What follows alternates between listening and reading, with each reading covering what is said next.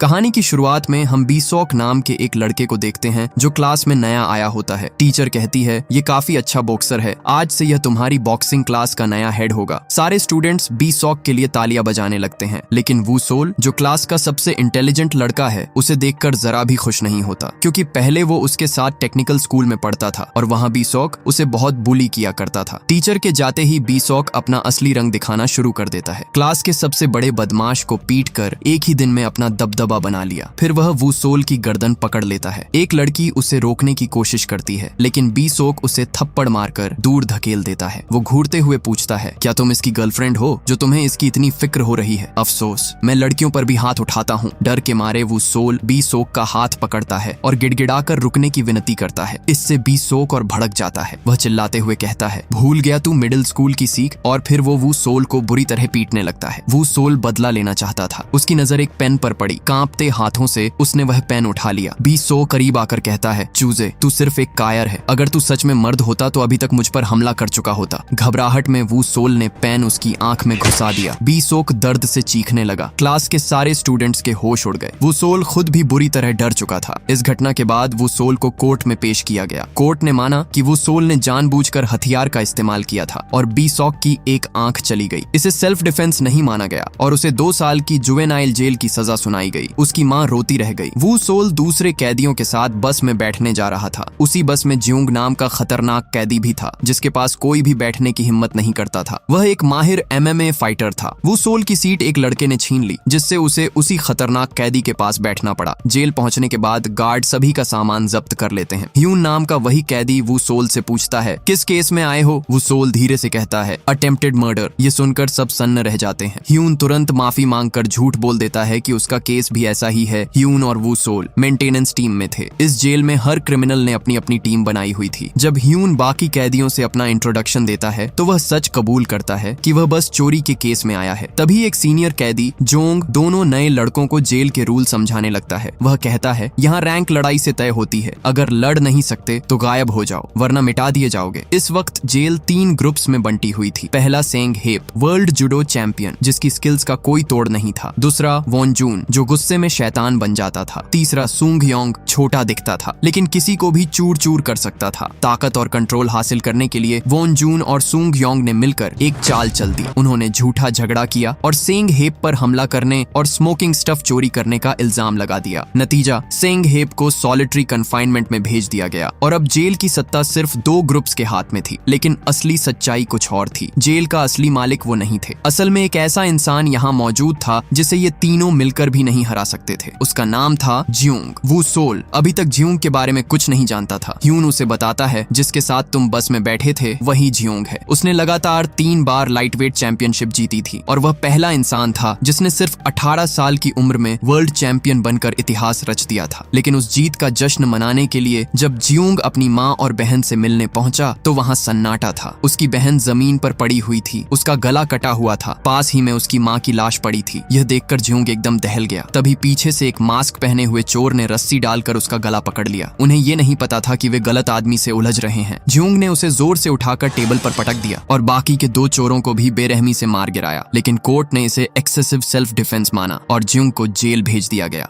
Von और Yong को अपनी टीम के लिए एक एक खिलाड़ी चाहिए था। वॉन ने ह्यून को ले लिया और योंग ने वू सोल को। एक गेम में वॉन गोल करने जा रहा था, तभी योंग ने उसे रोक लिया और वू सोल को कहा कि वह बॉल को किक मारे। डर के मारे वू सोल ने गलती से बॉल सीधे वॉन की टांगों के बीच मार दी। वॉन दर्द से नीचे जा गिरा। उसे काफी गुस्सा आया और वो उसे पकड़कर अपने साथ ले जाने लगा। वू सोल को फिर टेक्निकल स्कूल के दिन याद आ गए, जब बीसॉक और उसके साथी उसे पीटने के लिए स्टोर रूम में ले जाया करते थे। उसे समझ आ गया कि वॉन भी उसे मारने वाला है। तभी ज्यूंग पास से गुजर रहा था और वू सोल तुरंत उसके पास जाकर मदद मांगता है। वॉन कहता है, क्यों ना हम अपने काम से काम रखें, मुझे इससे जरूरी बात करनी है, तुम बीच में मत पड़ो। ज्यूंग कहता है, इसे देखकर ऐसा नहीं लगता कि तुम इससे बात करना चाहते हो, और वू सोल को अपने साथ ले जाने लगता है। वॉन ये सुनकर भड़क जाता है और ज्यूंग पर हमला कर देता है। जवाब में ज्यूंग उसे सिर्फ एक थप्पड़ मारता है। वॉन को चक्कर आ जाते हैं और वो फिर से हमला करने दौड़ता है, लेकिन ज्यूंग एक मुक्का मारकर उसे बेहोश कर देता है। कुछ वक्त बाद वू सोल बाकी कैदियों के साथ बैठकर पढ़ाई करने लगता है। तभी एक अनचाहा मेहमान बी सॉक उससे मिलने आया। उसकी दाहिनी आंख जा चुकी थी, बॉक्सिंग करियर खत्म हो चुका था। वह गुस्से से कहता है, मैं हर दिन तेरे बाहर निकलने का इंतजार करूंगा, बाहर निकल और फिर शुरू होगी तेरी असली नरक यात्रा। यह सुनकर वो सोल की रूह कांप जाती है। वह रो रो कर उससे रहम की भीख मांगता है, लेकिन बी सॉक माफ नहीं करता और गुस्से में चला जाता है। डरा हुआ वो सोल दोबारा क्लास में आ जाता है। जब वह खिड़की से बाहर देखता है तो ज्यूंग ग्राउंड में रनिंग कर रहा था। वो सोल उसके पास जाकर उसे मदद के लिए थैंक्स कहता है। ज्यूंग जवाब देता है, फिक्र मत करो, कुछ वक्त के लिए तुम सुरक्षित हो। वो सोल उसे मिल्क कार्टन देकर बात करने की कोशिश करता है, लेकिन ज्यूंग उसे अनदेखा कर देता है। फिर भी वो सोल रोज मिल्क कार्टन लेकर ग्राउंड में पहुंचने लगा। आखिरकार ज्यूंग तंग आ गया। वो कहता है, दोबारा यहाँ मिल्क कार्टन मत रखना। वो सोल उसके पीछे पीछे दौड़ने लगता है। ज्यूंग पूछता है, आखिर तुम्हें चाहिए क्या वो लोग तुम्हें फिर से परेशान कर रहे हैं? वो सोल कहता है, नहीं, मैं तुम्हारे जैसा बनना चाहता हूँ, मैं तुमसे सीखना चाहता हूँ, ताकतवर बनना चाहता हूँ। ज्यूंग पूछता है, क्यों? ताकत का क्या करोगे? लोगों को मारोगे या उन बेवकूफों की तरह कमजोरों को तंग करोगे? वो सोल कहता है, नहीं, मेरा कोई बुरा इरादा नहीं है। लोग मुझे बहुत मारते हैं, बुली करते हैं। मैं थक चुका हूँ, अब मैं और भागना नहीं चाहता। मैं बस एक नॉर्मल जिंदगी जीना चाहता हूँ। ये सुनकर ज्यूंग रुक जाता है। वह कहता है, ठीक है, मैं तुम्हें सिखाने को तैयार हूँ। मुझे इस ग्राउंड के 100 चक्कर लगाने में 30 मिनट लगते हैं। अगर तुमने 100 चक्कर 40 मिनट में लगा लिए तो मैं तुम्हें ट्रेन करूंगा। वो सोल बिना सोचे समझे ज्यूंग के साथ दौड़ना शुरू कर देता है, पर कुछ ही राउंड में वह बुरी तरह थक जाता है और ज्यूंग उससे कई राउंड आगे निकल जाता है। फिर भी वो सोल ने हार नहीं मानी। उसे टेक्निकल स्कूल के वही पुराने दिन याद आने लगते हैं, जब बी सोक और उसके दोस्त उसे बेरहमी से पीटते थे। इन सब बातों को याद करके वह दौड़ना बंद नहीं करता, लेकिन 50वें चक्कर तक आते आते वो सोल पूरी तरह टूट चुका था और जमीन पर गिर पड़ा। ज्यूंग खुद कहता है, रुकना कोई शर्म की बात नहीं है, लेकिन कमजोर डरे हुए अपने पुराने रूप को याद करके वो सोल फिर से उठ खड़ा होता है। जैसे कोई घायल शेर आखिरी बार दहाड़ता है, वैसे ही वह चीखते हुए अपनी पूरी ताकत झोंक देता है, जब तक कि वो वहीं बेहोश नहीं हो जाता। वह टेस्ट पूरा नहीं कर पाया था, लेकिन ज्यूंग ने उसके हौसले को देखकर उसे अपना शिष्य मान लिया। ज्यूंग की जेलर से अच्छी जान पहचान थी, इसलिए वो सोल को उसी के सेल में शिफ्ट कर दिया गया। ज्यूंग ने वक्त बर्बाद किए बिना उसकी ट्रेनिंग शुरू कर दी। वह उसे पुशअप्स लगाने के लिए कहता है, लेकिन वो अजीब तरह से पुशअप्स लगाने लगा। वो सोल की हालत देखकर साफ पता चलता है कि उसे ट्रेनिंग देना कितना मुश्किल होने वाला है। ज्यूंग कहता है, मैं तुम्हारी लिमिट्स को आगे बढ़ाऊंगा, इसमें कुछ खास नहीं है, बस हर दिन अपनी एक्सरसाइज बढ़ानी होगी। इसके बाद वो सोल रोज उसकी प्रैक्टिस में जुट जाता है। कुछ दिनों की एक्सट्रीम ट्रेनिंग के बाद वो सोल पहले से कहीं ज्यादा तेज, मजबूत और आत्मविश्वासी हो चुका था।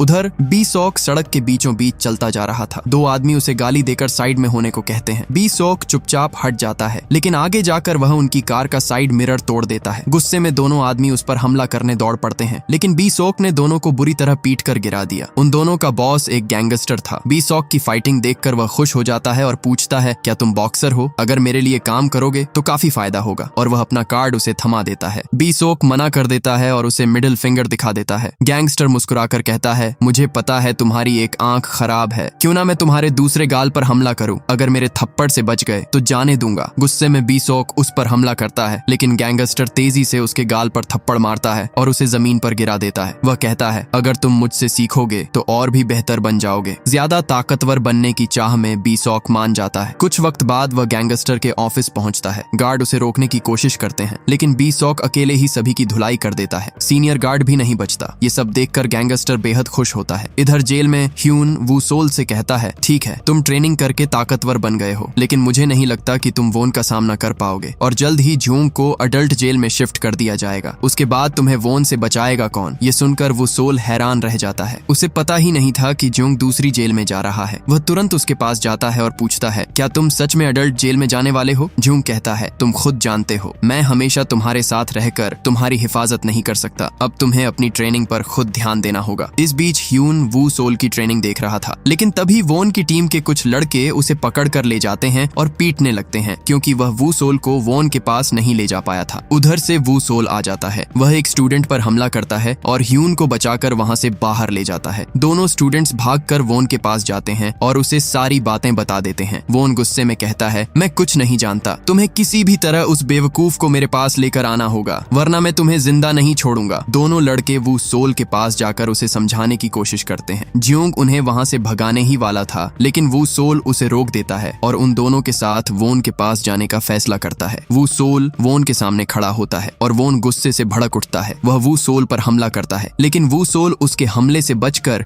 उसे एक जोरदार थप्पड़ मारता है, जिससे वह जमीन पर गिर जाता है। सारे कैदियों के होश उड़ जाते हैं। वोन गुस्से में आग बबूला हो जाता है और वू सोल को बेरहमी से पीटने लगता है। वू सोल भी पलटकर कुछ वार करता है, लेकिन वोन उसे इतना मारता है कि वो गिर जाता है। वोन को लगता है कि अब वू सोल खत्म हो चुका है, लेकिन तभी वू सोल डगमगाता हुआ फिर से खड़ा हो जाता है। ये देखकर सब हैरान रह जाते हैं। वू सोल वोन की कॉलर पकड़कर उसके चेहरे पर बार बार अपना सिर मारता है। वोन चक्कर खाकर गिर जाता है। वू सोल उसके ऊपर बैठता है और उसके चेहरे पर लगातार मुक्के बरसाने लगता है, लेकिन तभी जियोंग आकर वू सोल को रोक लेता है और उसे वहां से ले जाता है। अगले दिन दोनों ट्रेनिंग में वापस लग जाते हैं, लेकिन वू सोल का ध्यान कहीं और था। जियोंग उसे मुंह पर मुक्का मारकर झटका देता है और कहता है, फोकस करो। इस बार वू सोल गुस्से में आ जाता है। वह जियोंग के हमलों से बचता है और एकदम उसके चेहरे के पास जाकर अपना मुक्का रोक देता है। ये देखकर जियोंग भी दंग रह जाता है। वह मुस्कुराकर कहता है, तुम काफी बेहतर हो चुके हो, लेकिन तुम्हें और ज्यादा ध्यान लगाकर ट्रेनिंग करनी होगी। अब तुम कमजोर नहीं पड़ सकते। खैर, तुम्हें देखकर लग रहा है कि तुम उदास हो। आज की ट्रेनिंग यहीं खत्म करते हैं, मुझे जाना होगा। वो सोल सोचता है कि उसकी उदासी की वजह से झूंग जा रहा है। वह कहता है, आप गलत समझ रहे हैं, मैं उदास नहीं हूँ। झूंग जवाब देता है, अब मुझे अडल्ट जेल में शिफ्ट किया जा रहा है, इसलिए जाना होगा। वो सोल यह सुनकर टूट सा जाता है।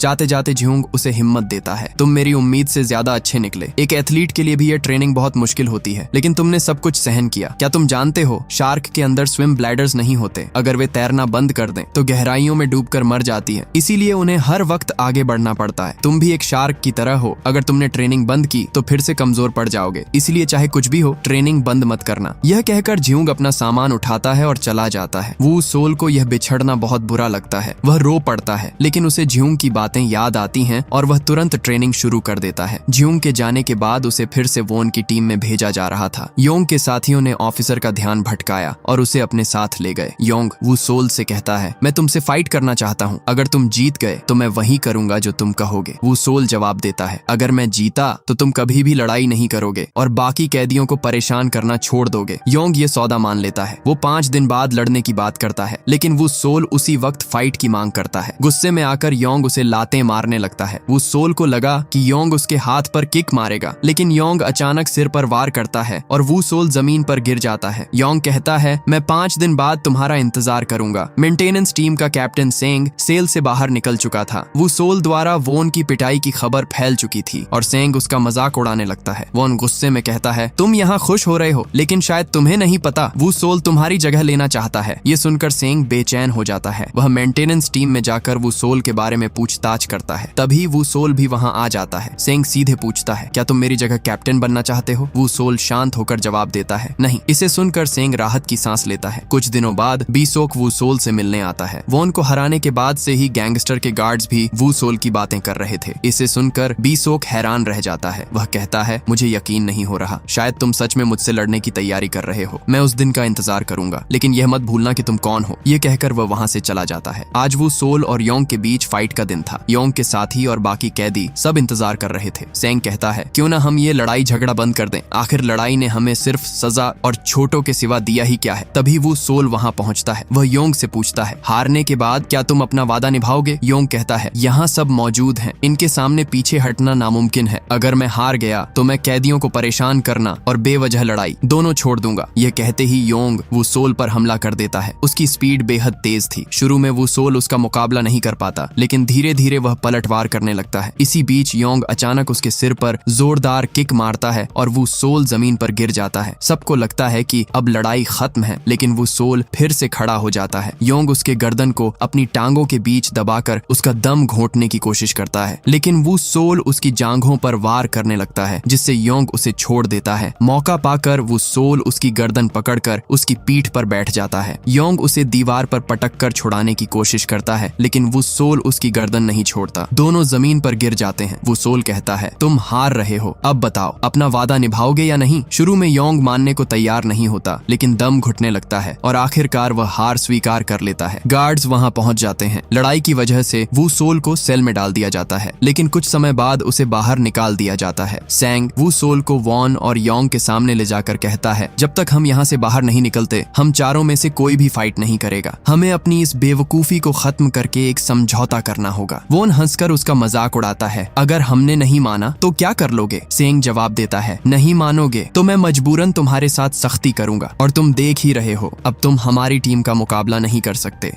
वुसोल भी सम्मान के साथ कहता है, लड़ाई बंद कर दो, अब हमें बदलना होगा। वादे के मुताबिक योंग लड़ाई छोड़ देता है और कोई रास्ता न होने के कारण वोन भी मान जाता है। इसके बाद चारों अच्छे दोस्त बन जाते हैं और साथ बैठकर खाना खाने लगे। योंग वुसोल को अपनी तरह किक मारना सिखाता है। कुछ दिनों बाद वुसोल की रिहाई का दिन आ जाता है। वह आखिरी बार ग्राउंड देखने आता है। उसे वो वक्त याद आता है जब जियोंग ने उसे कंधे का इस्तेमाल करके फाइट जीतने की सलाह दी थी। जेल से निकलकर वुसोल घर की ओर जा रहा था, तभी बीसोक वहाँ आ जाता है। वुसोल पूछता है, मैंने बहुत सोचा लेकिन समझ नहीं पाया, तुम मुझसे इतनी नफरत क्यों करते हो? मैंने तुम्हारा क्या बिगाड़ा है? तुम मुझे क्यों परेशान करते रहते हो? बीसोक शांत होकर कहता है, मैं तुमसे नफरत नहीं करता और तुम्हारे अंदर ऐसा कुछ भी खास नहीं है जिससे मुझे तुमसे नफरत हो। ये सुनकर दोनों अपने जैकेट उतारते हैं और लड़ाई शुरू हो जाती है। बीसोक वुसोल को बेरहमी से पीटता है, इतना कि उसकी हालत खराब हो जाती है। लेकिन एक मौका मिलते ही वुसोल उसके चेहरे पर जोरदार मुक्का मारता है। बीसोक लड़खड़ा जाता है और वो उसके चेहरे पर उसका ही जैकेट डाल देता है